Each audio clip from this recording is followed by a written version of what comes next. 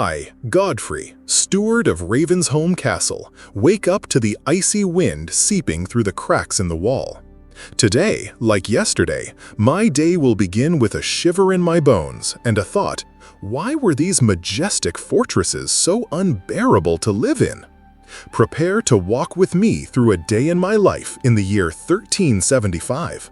You'll feel every draft, every stone beneath your feet, and understand how the luxury of a modern armchair pales before the comfort of the Middle Ages.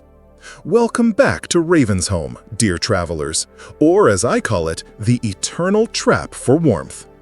This morning, as I awoke lying on my straw pallet, a ridiculous thought came to me, as it often does on these frozen mornings. Here I am, Godfrey, steward of this great stone monster called a castle, and I shiver as if I'm sleeping in the open, right in the middle of a snowy field. Sometimes it even seems warmer out there. My breath turns into little clouds of vapor, and I watch them melt into the frosty air that ought to have stayed outside the thick walls, but somehow finds its way in, wrapping me in an icy blanket. Every new day starts the same way, with a battle that I, and all of us here, fight against the cold. The first thing I do, barely opening my eyes, is frantically pull my coarse woolen cloak over myself. It's scratchy, but at least it gives the illusion of protection.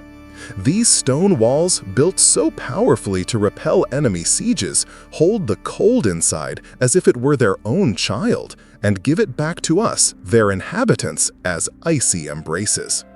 My tiny room, of course, has no glass in the windows. Too expensive and fragile for such a place. And why bother if defense is the main thing? Only heavy wooden shutters which, no matter how tightly you fit them, let in drafts. They whistle like ghosts dancing in the gloom, and each such whistle chills me to the bone. I imagine how this must look from the outside. A grown man, a steward who in 1375 should be managing hundreds of people and yet can't keep warm in his own bed. My fingers, even before I get up, are already numb, and my joints feel wooden. The first and perhaps most important lesson Ravensholm teaches anyone who dares to live in it: castles were built for defense, not warmth. And this understanding seeps into you deeper than the sharpest wind. I almost rush through the corridors, more a quick, awkward walk than a run. The temperature here, deep in the castle, is hardly higher than outside, and every flight of stairs, every turn of the corridor brings a new wave of icy air. I sometimes have to stop to rub my hands, which have gone numb while opening the heavy oak doors.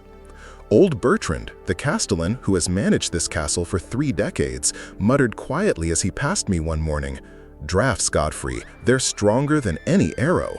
Stone stops an arrow, but wind passes right through." We exchanged knowing looks. He knows. He knows every creaky stone, every crack. I dream of a fireplace. Not the one in the Great Hall, it's almost useless there. I dream of one that could really give warmth. The one I try to light every morning, just to warm my hands a little, barely heats a radius of 3 steps, and only if you sit right in front of it, inhaling acrid smoke. Smoke that soaks everything: clothes, hair, skin. That's how we live, between defense and cold, in an endless struggle for a scrap of warmth. Descending to the dining room, I make my way through the gloom that never fully lifts. Morning here, deep in the castle, is more like endless twilight. Torches fixed to the walls blacken them with soot, leaving ugly streaks and filling the air with the acrid smell of burning. Smoke that soaks everything: clothes, hair, skin. That's how we live, between defense and cold, in an endless struggle for a scrap of warmth. Descending to the dining room, I make my way through the gloom that never fully lifts. Morning here, deep in the castle, is more like endless twilight. Torches fixed to the walls blacken them with soot, leaving ugly streaks and filling the air with the acrid smell of burning. Their light, if it can be called light, doesn't so much illuminate as snatch objects from the darkness, making shadows dance and distort, creating the feeling that something unknown lurks around every corner. Candles are luxury, available only to Lord Edric and Lady Eleanor, and even then, only in their private chambers or on rare festive occasions. In the corners, there is always perpetual shadow. These are not the cozy, soft lamps that, they say, people in towns are used to, but a constant, exhausting struggle for every ray of light. I constantly trip over uneven floors, protruding stones, or servants sleeping in heaps, whom you can spot in the gloom only at the last moment. Every step demands attention. The architecture of the castle, with its narrow windows like slits in armor, was designed for protection, but it steals our sunlight, leaving us in eternal twilight. In this darkness, even the simplest tasks, like finding a spoon or a plate, become a challenge for the eyes. I feel my eyes are always strained, trying to catch at least some detail in this impenetrable gloom. After breakfast, which is more an act of survival than a meal, comes the ritual of washing up, if it can even be called that. The water from the well is icy, as if it was just fetched from a frozen river. Bringing it is a separate feat for the servants. I often see Margaret, the blacksmith's daughter, struggling to carry heavy buckets up the slippery steps. Her thin arms red from cold and strain. She dreams of poetry, but hauls water. I remember once she dropped a bucket, and the water, spilled on the stone, instantly formed a thin crust of ice. My ritual is to dip my hands into this burning cold water and quickly wipe my face, trying not to scream from the shock. Hot water is out of the question, unless the Lord orders some to be warmed for his wife, Lady Eleanor, who is constantly ill from the draughts and damp. But even for her, it's more an exception than a rule. As for the toilet, it's not quite what you imagine. It's simply a hole in the wall, which we call the garderobe. It's located in a small niche, usually jutting out from the outer wall of the castle, and everything falls straight down into the moat or a specially dug pit. The wind roams freely there, bringing not only fresh air, but also a chill that cuts to the bone, especially on frosty days. And the smells, oh, the smells. They don't stay inside this garderobe. They mix and seep into the corridors, drifting through the castle, creating an indescribable, persistent aroma of waste, damp, smoke, and something else I can't even identify. I often recall stories of Roman baths I heard from wandering monks. Their descriptions of luxurious, warm pools, clean water, and channels for waste disposal make me yearn. Here in Ravensholm, as in all castles, there is no sewage. Cleanliness is a rarity, an almost unattainable luxury, available only to those who can order servants to bring heated water, and even then, it's only a superficial washing. Still, this constant struggle for basic cleanliness and warmth, oddly enough, teaches you to value every tiny attempt to make life a little more comfortable. If I once thought the main purpose of a castle was to protect, now I understand. Its main purpose is to test your endurance. There's an old saying, home is where your heart is. But how do you find your heart in a place where every stone breathes cold? This thought never leaves me, Godfrey, as I hurry once again to the dining hall. In this castle, Ravensholm, lunch isn't just a meal, it's a separate ordeal.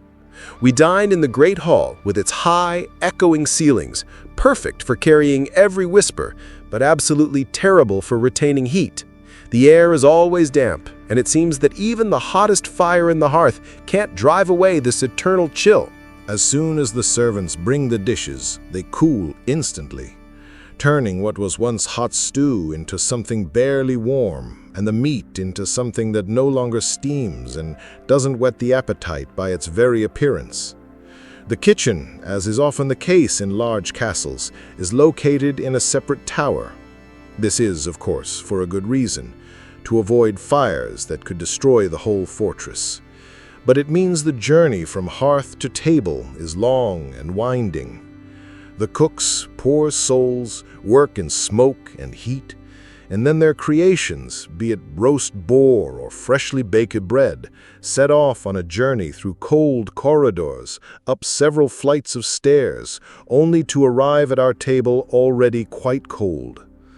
I often see Margaret, whose hands are always red from cold and work, carrying trays, trying to walk as quickly as possible, but even her haste doesn't help.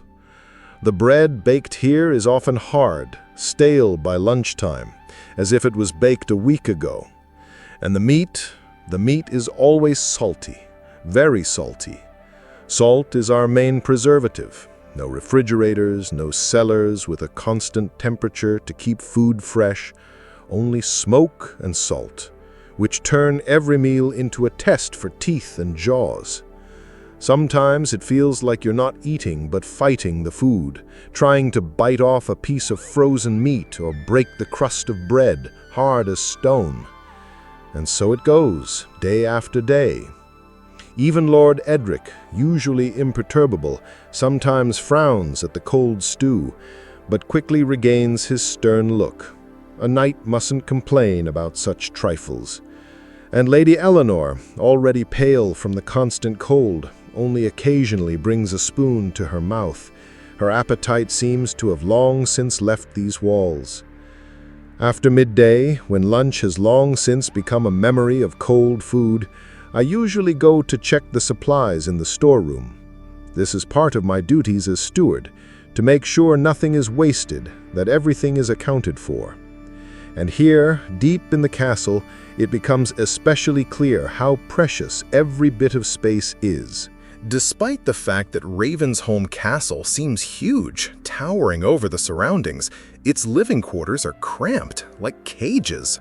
Servants sleep in heaps on straw, several people to a tiny room or right in the passageways, having to share every inch of space. Even the nobility, including the lord and lady, have only tiny chambers, barely large enough for a bed and a chest. My own room, though above the kitchen, which gives me a slight advantage in warmth, still feels no bigger than a closet.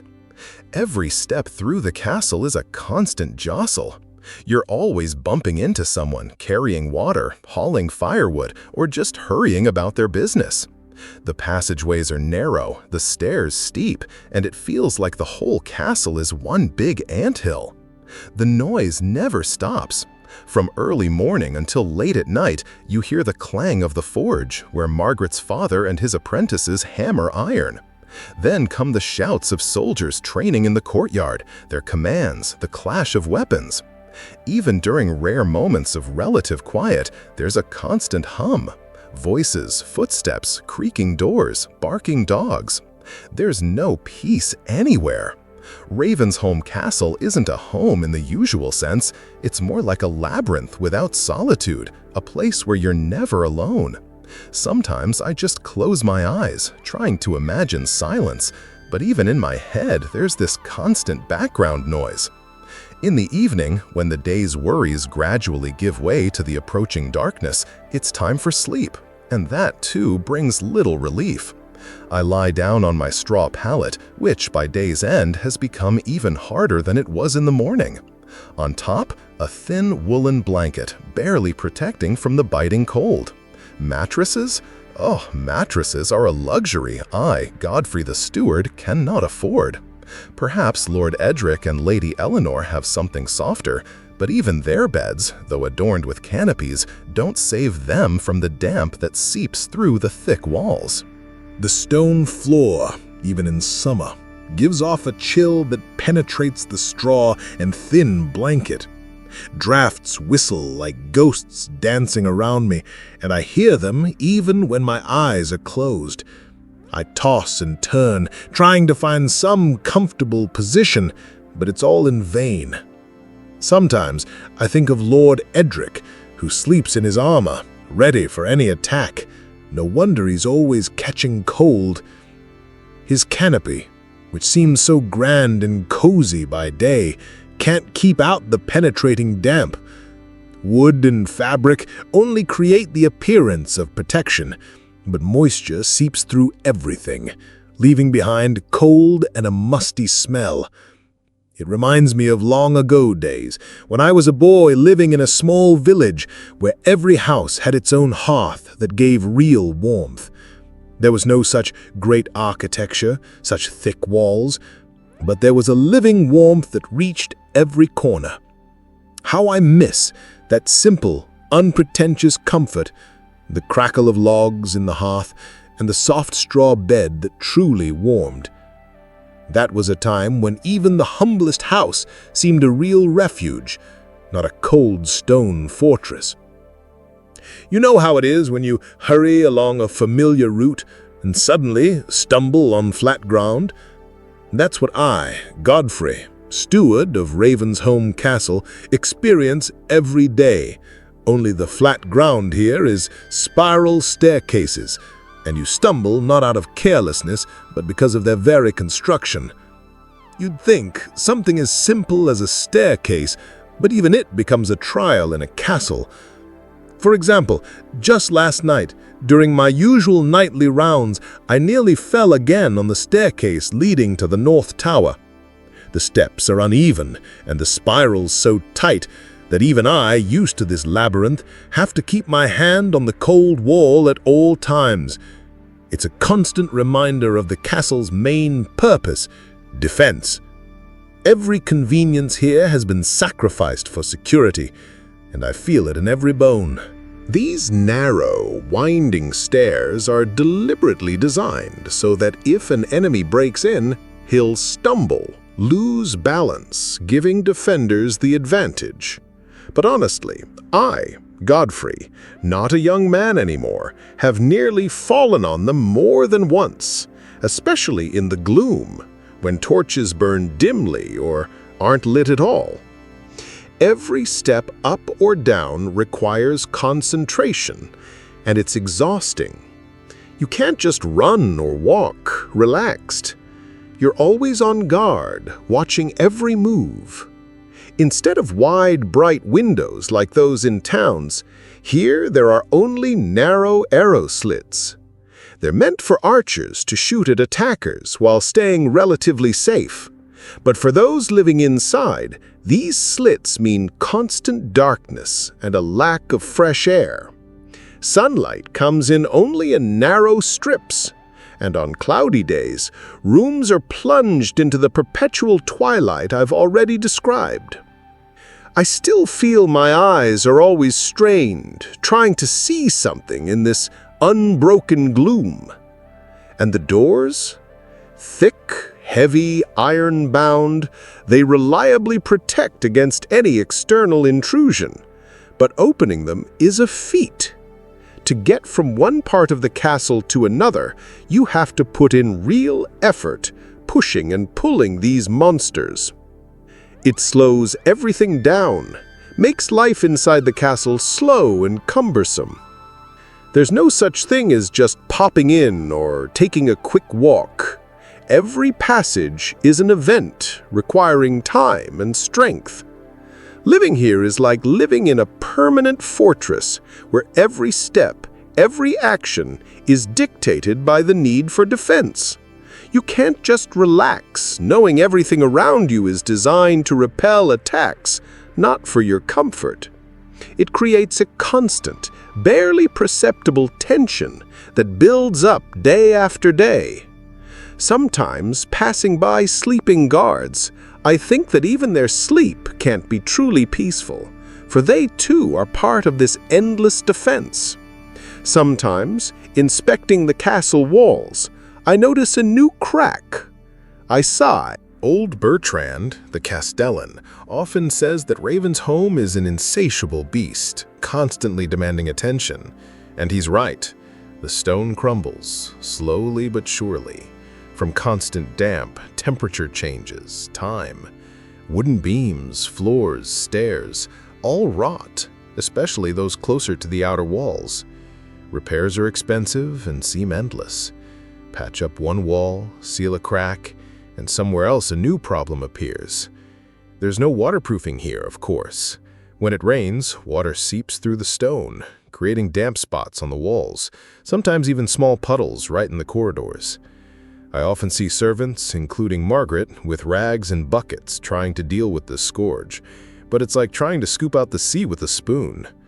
Dampness gets everywhere, leaving behind a musty smell that soaks into clothes, hair, even skin. This smell is a constant companion of our life in the castle. Ravensholm demands constant attention, like a capricious child, or as Bertrand said, an insatiable beast devouring resources, stone, wood, manpower, time. Every morning, making my rounds, I notice new signs of decay, new cracks, new damp spots. And every time I realize it's only a small part of what awaits us in the future. It's an endless battle with nature itself, with wind, rain, frost, that slowly but surely destroys what was built with such effort. And this battle never ends. We can only postpone the inevitable, but never stop it. In the evening, as the day's affairs gradually subside and the castle plunges into relative darkness, I lie down on my straw pallet, but sleep doesn't come immediately. Instead of the silence that seems an unattainable dream within these walls, I listen to the castle's hum. It's a true symphony of discomfort.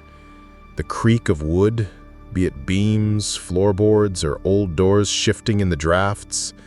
The drip of water, maybe rain seeping through the ceiling, or just condensation running down cold stones.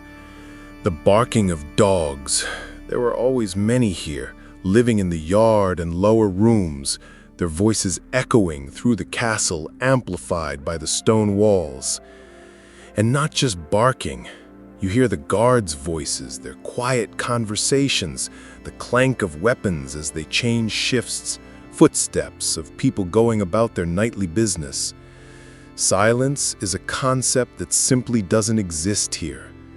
Every sound, even the slightest, is amplified by the stone walls, reflected from them, making noises seem louder and more intrusive than they really are. There are no soft carpets, no heavy fabrics to absorb or soften sound, only bare stone and wood, perfect resonators. Sometimes I hear Bertrand coughing quietly in the next room, or Lady Eleanor tossing in her bed, her light sigh reaching me through thick walls. It's a constant feeling that you're never alone, that something is always happening. It doesn't let you relax, fully sink into sleep. The castle is always reminding you of its presence, its inhabitants, its life. And so you lie in the dark, listening to this cacophony, and realize that comfort isn't just warmth or a soft bed. It's also solitude, silence, the chance to be alone with your thoughts. Here there is none of that. The castle, built for defense, turns out to be a place where there's no peace, day or night. It's like living inside a giant, ever-ringing bell. And if I once thought a fortress was a refuge, now I understand it's more of a giant trap. For if the enemy can't break through the walls, he'll surely go mad from the perpetual cold, damp noise, and the feeling that you're living inside a living but utterly uncomfortable creature. And so I close my eyes, trying to sleep, and it seems to me I hear the castle itself, Ravensholm, quietly breathing and sighing somewhere nearby, sharing all its discomforts with me. Sometimes it seems that Ravensholm Castle isn't just a collection of stone walls, but a living organism, breathing by its own rules where every level, every room is steeped in hierarchy. Here we are, gathered for dinner in the great hall. I, Godfrey, sit at the table a little closer to Lord Edric and Lady Eleanor, not quite with them, but not with the lowest servants either. And I see, by the doors in the gloom, those whose place is below.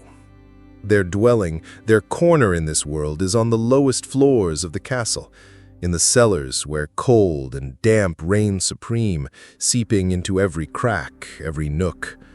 I know that down there the stone is always wet to the touch, and the air is heavy and musty, like in an eternal cave.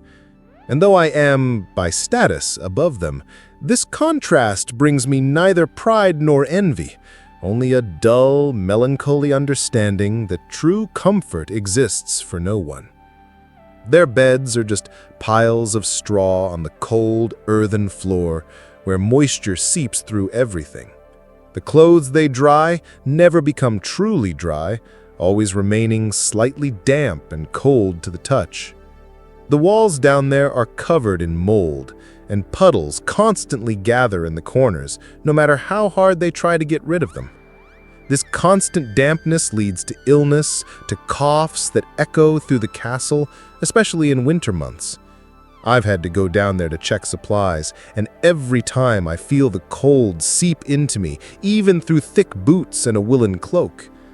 And my room, though above the kitchen, giving me a slight advantage in warmth, still can't boast of coziness.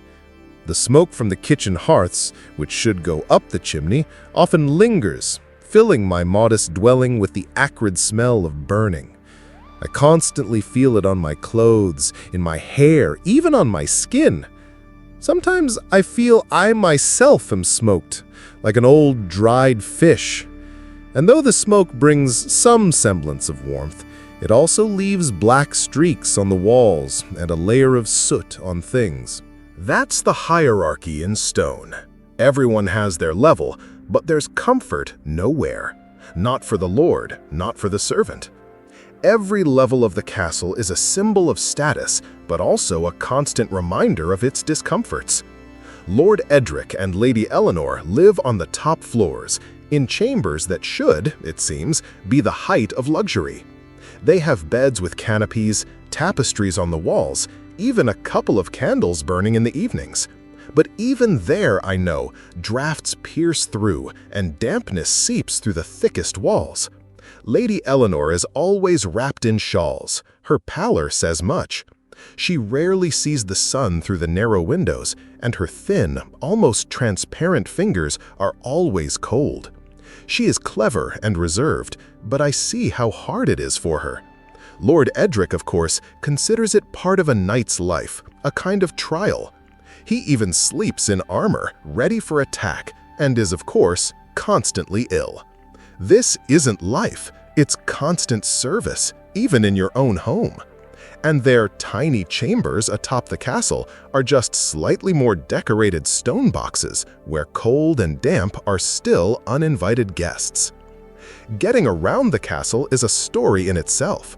The stairs are steep, spiral, and the passages between towers and wings are long and often unlit.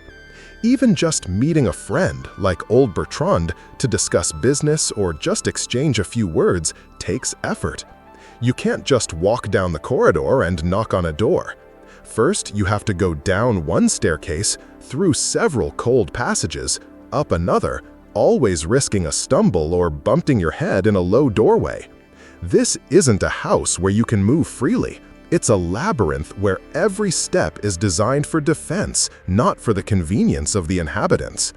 Such architecture not only divides space, it divides people, creating physical barriers that only reinforce social ones. Even when we gather in the hall, the servants huddled by the walls, the nobility sits at the table, and between us is an invisible but very tangible wall of cold air and rules.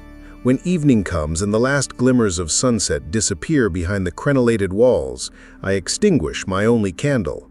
Its flame, so weak and trembling, seems to me a symbol of our life here, barely flickering, constantly fighting the darkness and cold. At that moment, in the gathering silence, I often think castles, these majestic, formidable structures that seem like masterpieces of engineering, are in fact a real ordeal for those forced to live in them. They were built to scare off enemies, to be impregnable fortresses, not to bring peace and comfort to their inhabitants. Every stone of Ravensholm, every corner holds the cold, every crack is pierced by drafts, and every room is filled with discomfort. This is not a home, it's a fortress, where you're always on the defensive, even when you sleep. I fall asleep, and in my mind appears an image, a simple hut with a hearth. I remember how, as a child, in our village hut, the crackle of logs in the hearth created such a living, real warmth that reached every corner. There was smoke, of course, but it was part of that warmth, not as acrid and penetrating as here. And the soft straw bed that truly warmed, not giving off the chill of stone. That simple, unpretentious existence now seems to me the pinnacle of comfort. And in these moments, I almost thank fate that my days here in Ravensholm are just a page of history I can live through, and then return to my, hopefully warmer and quieter world. Medieval castles were symbols of power and might, but their price was high, not only in gold and labor, but in human comfort. Take, for example, King Edward I, the great castle builder in Wales. His fortresses, such as Conwy or Carnarvon, were the pinnacle of 13th century military architecture. But even he, the great king, preferred to live in less grand but more comfortable hunting lodges or monasteries when there was no direct military need to be in a fortress. Castles were war machines, and only much later, when the threat of constant sieges faded and cannons made their walls vulnerable, did people begin to build more comfortable residences that could offer some protection from cold and damp without sacrificing every convenience. It was a long journey from stone fortresses to real homes, and Ravensholm is just one of countless witnesses to that path. So ends my day in Ravensholm, shivering from cold and weary. Medieval castles were uncomfortable by design. Their soul was in defense, not comfort. They taught you to survive, not to live. Now that you've walked this path with me, return to your warm, bright world. Let this story lull you to sleep with gratitude for simple joys: glass in the windows, silence, and a soft bed. Good night.